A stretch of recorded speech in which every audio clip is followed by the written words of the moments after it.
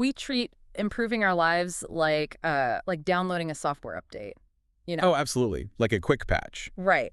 You find a new morning routine or you install some like habit tracking app and you just expect your life to instantly run faster. Yeah, you want it to be clean and binary. Exactly. It's clean, it's binary, but it rarely ever works for the things that actually matter. Like, you can optimize your schedule all you want, but when you look at the foundational stuff, The real heavy lifting. yeah, exactly. Character, integrity, how you actually handle failure. A simple software patch just doesn't cut it for that. No, not at all. Yeah. Because to fix that, you really you have to tear down the entire engine block. You need to see what's actually powering the machine. Right. And moving past those surface level fixes requires an entirely different set of tools. You've got to get your hands dirty. You do. You have to get into the actual mechanics of human behavior rather than just, tweaking the interface. Yeah. Which brings us to today. Welcome in to you, the listener. If you love a good, deep, thought-provoking aha moment, you are in the right place. Today, we are looking at this really fascinating, just beautifully chaotic stack of notes. Chaotic is definitely the right word for it. It really is. It's from a journal entry titled Playing Well, 5 DeMayo, Dia 125, and it pulls together insights from this wildly disparate group of thinkers. Yeah, you've got, an upstate New York psychologist, a Zen master. Franz Kafka, a Han Dynasty historian. It's all over the place. It really is a crazy mix. But the mission today is to synthesize all these brilliant voices to answer one really brutal fundamental question. What does it actually mean to play well in the long game of life? Right, stripping away all those life hacks you mentioned. Exactly. We are looking directly under the hood today. And there is this single, load-bearing quote that basically holds this entire collection of ideas together. The anonymous quote. Yeah. It just says, a hero does good for good, not for glory. It's so simple.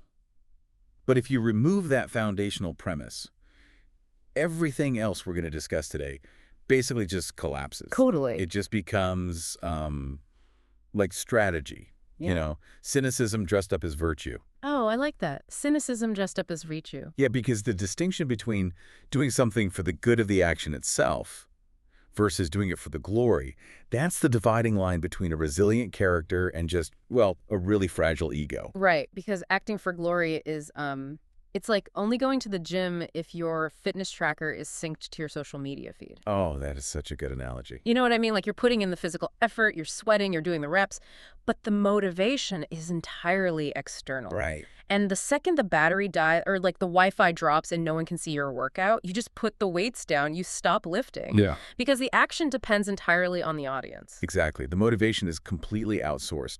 And when you act for glory, your behavior is basically held hostage to external validation. Yeah. A grade, a promotion, someone just saying, good job.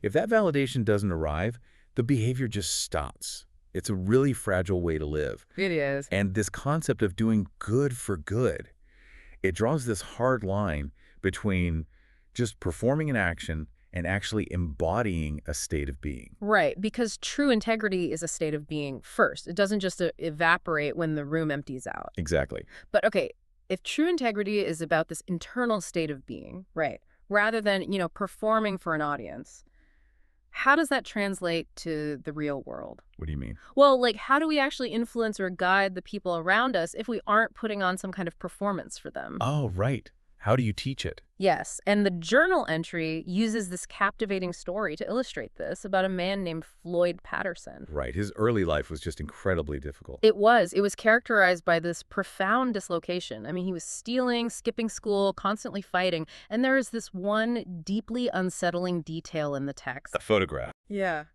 He was so consumed by self-loathing that he literally scratched his own eyes out of a photograph. Wow. Because he just couldn't bear to look at his own reflection. Yeah, he was experiencing a level of pain that, frankly, the institutions of his era just labeled as a quote-unquote management problem. Right, just a problem to be fixed. Exactly. They viewed him as this broken component that just needed to be punished or isolated. But then he ends up being sent to this boys' commune run by psychologists named Dr. Papanek. And Papanek had this radically different philosophy for handling troubled youth. Very different. He believed that punishment only teaches a child how to punish. Right. Scolding only teaches them how to scold. Exactly. His method was based on the idea that you teach cooperation by cooperating. You teach understanding by understanding. Which sounds so simple on paper. Right, but wait, I actually really struggle with this part. Really? Why? Because if you have a facility full of volatile, angry youths who are prone to violence, just like modeling cooperation sounds like a total recipe for getting taken advantage of. Right. Sounds naive. It sounds incredibly naive. Like, where is the actual discipline? You're just going to be nice to them and hope it sticks. Well, it sounds naive if you view teaching as a verbal exercise. Yeah. But Papanek wasn't just being sentimental here. He was relying on a very precise, almost mechanical reality about human psychology. Okay, unpack that. What do you mean by mechanical? Well, children and humans in general honestly do not internalize what you say. They internalize what you do. Oh, okay. Yeah. When a child experiences the cognitive dissonance of, say, an adult screaming at them to be calm Which happens all the time. all the time, the child's brain just discards the verbal instruction and completely mirrors the behavior. They literally learn that the appropriate response to frustration is screaming. Oh, wow. So the adult is basically giving a masterclass in emotional volatility while delivering a lecture on patience. But precisely, you just cannot teach what you do not embody. Papanek's commune taught cooperation by structurally functioning as a cooperative environment. The being was the teaching. The being was the teaching. That's powerful. It is. And the sources connect this seamlessly to Francis of Assisi, who had that famous instruction. Preach the gospel at all times. Use words if necessary. Use words if necessary, because the words are often just noise. Exactly. The life you live is the actual transmission mechanism. And it scales up beyond individuals, too. Like, the notes mention Peter Drucker, the management thinker, applying this exact same logic to modern corporations. Yeah, Drucker recognized that pluralist institutions, so large companies, universities, governments, they basically function the exact same way as Papanek's troubled youths. That is hilarious but true. Right. Like, a company can draft this beautiful, 10-page PR statement about how much they value work-life balance and employee mental health. Oh, I've seen those. We all have. But if the internal compensation structure only promotes the people who are answering emails at 2 a.m. on a Sunday... Then the PR statement is completely meaningless. Exactly. The institution only teaches its actual priorities through how it operates. The culture is entirely defined by what it tolerates and rewards, not by what it lectures about in a memo. So, if true influence comes from embodying the behavior, doing good for good, teaching by being sunny, why do we constantly default to the opposite? That's a great question. Like, why is our default setting always to lecture people, perform for an audience, and obsess over getting the glory? Well, according to the sources, it's because we are intoxicated. Intoxicated. Okay, so this brings up Anthony DeMello. He has this brilliant, super brief parable about a master and a student that perfectly explains this intoxication. I love this one. The student approaches the master and asks, "Where can I find God?" And the master tells him, "Right in front of you." Right. But the student is completely bewildered. He asks why he can't see something that is supposedly right there, and the master just replies, "Why does the drunkard fail to see his home?" It's such a striking image. And the sobriety DeMello is talking about here, it obviously has nothing to do with alcohol. No, not at all. It is a diagnosis of human attention. We are drunk on fear. We are drunk on ego. We are just constantly inebriated by the grinding noise of our own self-concern. It's like walking through the most breathtaking, historically profound city in the world, right? Paris or Rome. But you are completely fixated on this tiny smudge on your glasses. Yes, you're just staring at the smudge. Exactly. Your attention is entirely consumed by this microscopic, self-centered annoyance, so you completely miss the massive, complex reality happening literally right in front of you. And that smudge is the grinding noise of self-concern. When you're obsessing over how you're being perceived or calculating whether some action is going to bring you glory. Your attention is just hopelessly divided. Exactly. You are physically incapable of seeing the situation clearly, because all your mental bandwidth is tied up in ego preservation. Wow. So a quiet mind, a sober mind, as the text notes, is simply one that has wiped the smudge away. It isn't distracted by the audience. It's able to hear intuition over fear. It just gives its whole undivided attention to the present moment. Precisely. But what happens when you operate with that sober clarity over a whole lifetime? Like, imagine you spend decades just doing good for good, wiping the smudge off your glasses, and not constantly calculating the immediate return on your investment. How does that change your trajectory? Well, it introduces you to the long game of human memory. Okay, the long game of karma. Right. The historical record is full of examples of how this plays out, but perhaps none more striking than the story from the text about Chang'e. Yes, the Chinese prince. He was driven into exile, reduced to absolute poverty. Wandering, starving, essentially begging for survival for years. And the rulers of the neighboring states treated him wildly differently during this period. Some of them looked at this starving exile, saw someone with absolutely no power, and just treated him with pure contempt. Humiliated him. Right, they saw no immediate value in him. Exactly. But others, recognizing his fundamental humanity, treated him with decency and respect. They offered him food and shelter when he had absolutely nothing to offer them in return. And then, years later, circumstances shift dramatically. Chang'e navigates his way back into power, and he assumes control of a massive army. The ultimate comeback. Seriously. Yeah. And the author, Robert Greene, looks at this story and extracts this very strategic, almost Machiavellian lesson. Which is?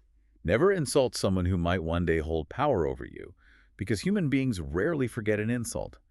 The sting of humiliation leaves a deep neurological scar. Sure, but there is a much deeper pattern here than just, like, keeping a ledger of your enemies. Oh, definitely. Because the prince remembered the insults, yeah, but he also remembered the people who fed him when he was starving. He remembered and rewarded the small acts of kindness. The acts of decency that were given to him when no one was watching and he had zero leverage. Right. But honestly, doesn't this start to sound a little bit like a covert insurance policy? What do you mean?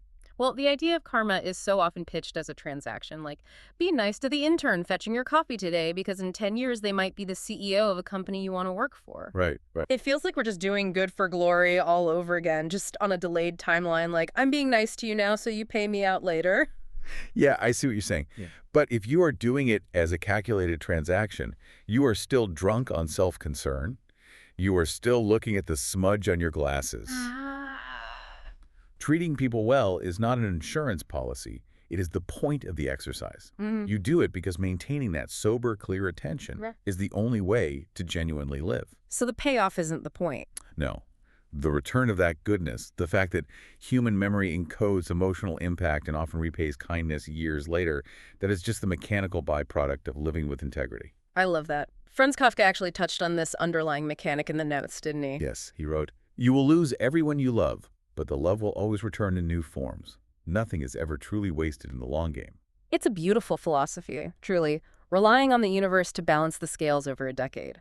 But what happens when you're in a dish right now? The reality check. Right. If your business is collapsing today or your health is failing, the long game of karma isn't going to pull you out of the ditch this afternoon. Who saves you while you are waiting for the universe to return the favor? Nobody. Nobody. And that brings us to Ryan Holiday.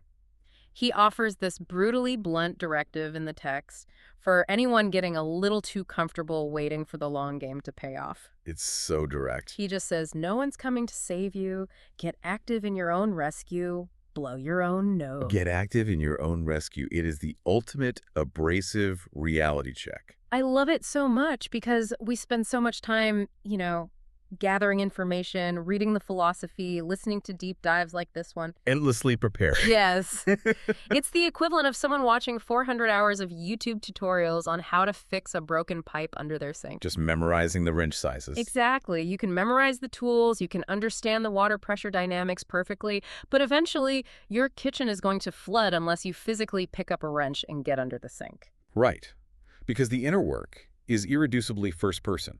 You have to take the action. Action is the only mechanism that actually shifts your reality. And the text connects this to Miguel de Cervantes, who observed that the man who was prepared has his battle half fought. Half fought, not fully fought. Right.